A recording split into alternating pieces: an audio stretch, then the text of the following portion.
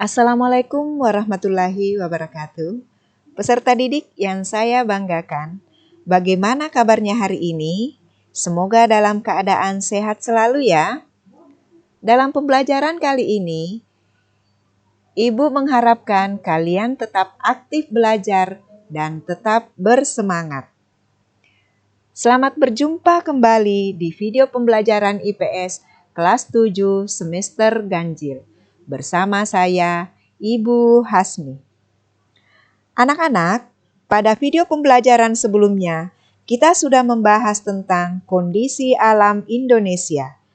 Pada video pembelajaran kali ini, kita akan membahas materi tentang perubahan akibat interaksi antar ruang. Tujuan pembelajaran.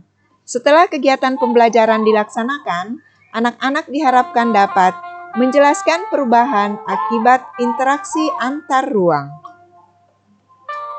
Perubahan akibat interaksi antar ruang. Interaksi antar ruang dapat terjadi dalam berbagai bentuk, seperti pergerakan orang, barang, gagasan, dan informasi. Semua pergerakan tersebut menimbulkan perubahan baik bagi daerah tujuan maupun daerah asal.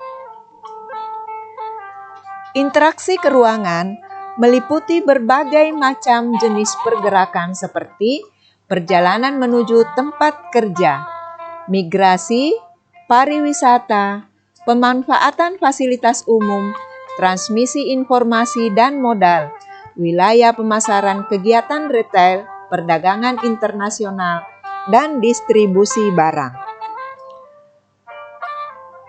Semua bentuk interaksi tersebut berdampak pada adanya perubahan.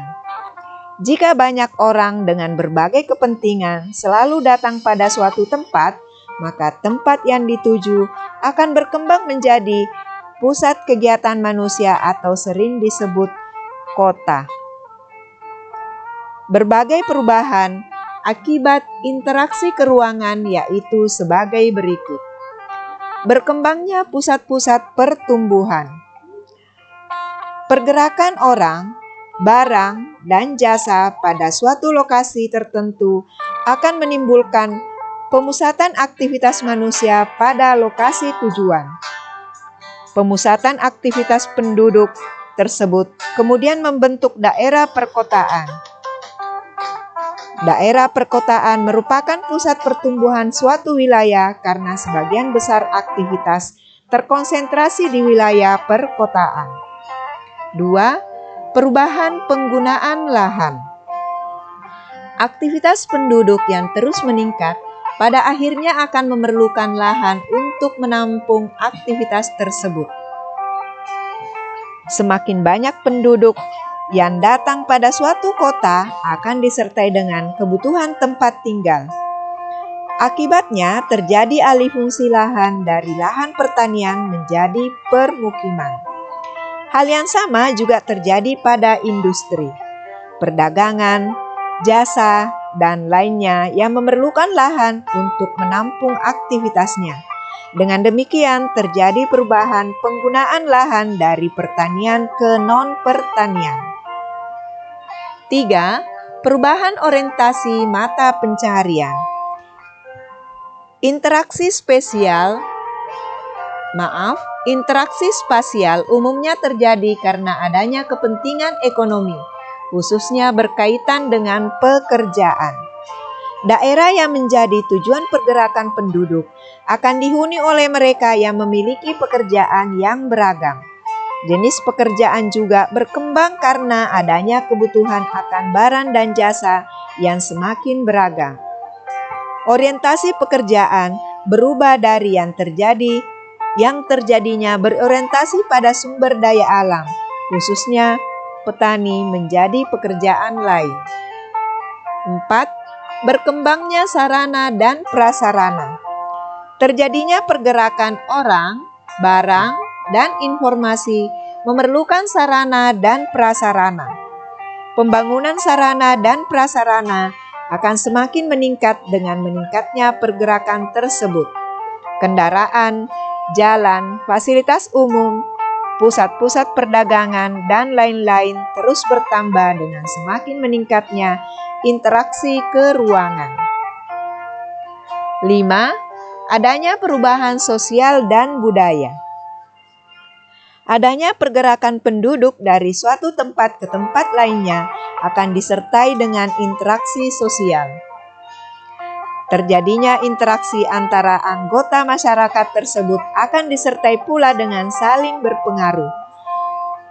Perubahan sosial dan budaya pada saat ini tidak lagi hanya karena adanya pergerakan penduduk, tetapi juga karena adanya aliran informasi dari suatu daerah dengan daerah lainnya, bahkan antar negara atau benua yang jaraknya sangat jauh sekali. 6. Berubahnya komposisi penduduk. Interaksi keruangan dalam bentuk pergerakan orang akan menimbulkan konsentrasi penduduk dalam suatu wilayah.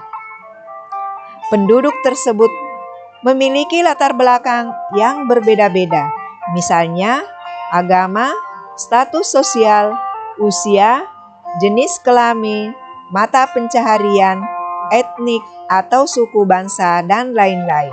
Akibatnya, komposisi penduduk berubah dari yang awalnya relatif seragam, misalnya sebagian besar etnik Sunda, kemudian berkembang menjadi beragam etnik. Nah, anak-anak, demikianlah penjelasan tentang perubahan akibat interaksi antar ruang. Semoga bermanfaat dan dapat memudahkan kalian untuk memahaminya. Terima kasih karena sudah menyimak video ini. Jangan lupa like, komen, subscribe, dan nyalakan tanda loncengnya. Assalamualaikum warahmatullahi wabarakatuh.